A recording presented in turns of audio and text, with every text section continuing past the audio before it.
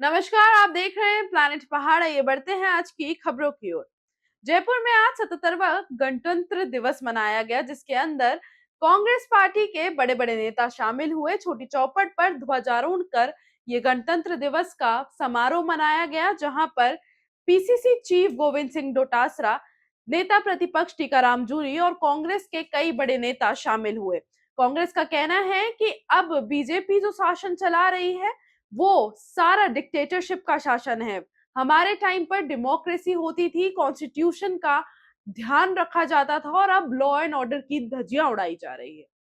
क्या कहा PCC chief Govind Singh Dotasra ने, आइए सुनाते हैं आप सब लोगों को गणतंत्र दिवस की बधाई और शुभकामनाएं देता हूं। हमारे देश का बहुत ही खूबसूरत और महान गणतंत्र है, जिसके अंदर सभी जाति, धर्म, संप्रदाय, सब लोगों की समानता के अधिकार की बात है। ये गणतंत्र इस देश की उन्नति का प्रतीक है कि आज हम बात करें, पूरी दुनिया से तुलना करें तो नीचे करो, तो हमारे देश ने बहुत आगे हमारा देश है। आज अरे भाई इसको नीचे करो, जन टीवी का है, नीचे करो ना यार, फेस पे आ रहा है। स्वतंत्रता सेनानियों को, जिन लोगों ने अपना बलिदान दिया, देश आजाद हुआ और देश के अंदर एक गणतंत्र लागू।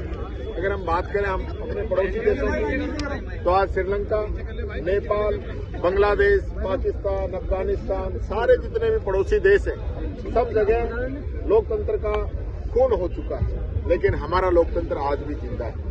मैं ये कहना चाहूंगा, आज जो देश की परिस्थिति बनी वो बड़ी भयानक है।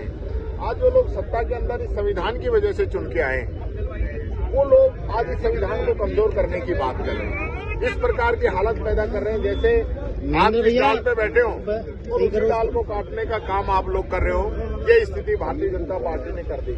आज वो लोग सत्ता के अंदर हैं तो इस संविधान की वजह से ही, लेकिन संविधान को कमजोर किया जा रहा है।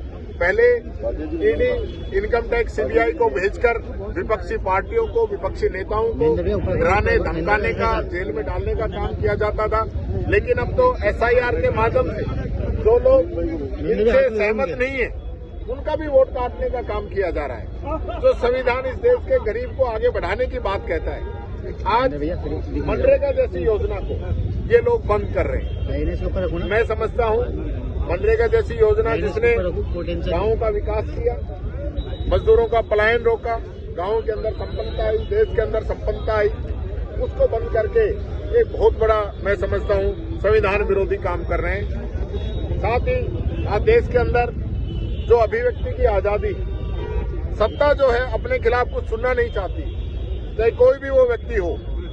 आपने देखा होगा यूट्यूब के लिए भी कानून लेके आ गए, कोई लोग इनके खिलाफ नहीं हो। जो मीडिया हाउस इनके खिलाफ लिखते करते हैं, उन पे ईडी, इनकम टैक्स, सीबीआई के छापे डल जाते हैं। और अब तो हद हो गई कि सनातन धर्म की जो हमारी पीठ है, उसके शंकराचार्य अगर इस सरकार की बात से सहमत नहीं हो और गौ हत्या रोकने के लिए वो लगातार अभियान चला रहे हो, तो वो भी इनको पसंद नहीं है। उन शंकराचार्य तक को ये लोग स्नान करने से रोका गया। उनके साथ जो संत महात्मा ब्राह्मण थे, उनके साथ दुर्व्यवहार किया गया, उनकी चोटी तक पकड़ी गई। ये मैं समझता हूँ ऐसा इस धर्म के अंदर कभी नहीं हुआ।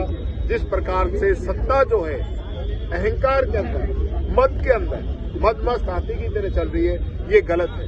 और शंकराचार्य जी से उनका सर्टिफिकेट मांगा जा रहा है, वो सर्टिफिकेट मांग रहे हैं जो खुद का सर्टिफिकेट आज तक नहीं दिखा पाए। आज मैं पूछना चाहता हूँ इन लोगों से, ये बता दें कि कौन से मंदिर का, संत का, महात्मा का कोई सर्टिफिकेट बनता है? मजाक बना दिया इन लोगों ने इस धर्म का भी। ऐसे लोग आज सत्ता के अंदर धर्म का नाम लेके आए थे, लेकिन वो धर्म की पूरी परिभाषा भी नहीं समझते।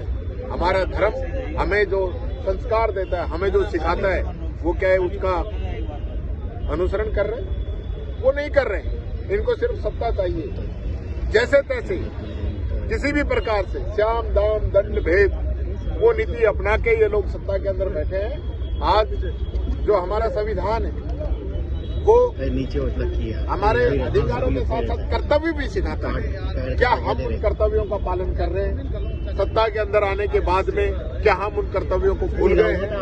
ये विशेष कहना चाहूंगा।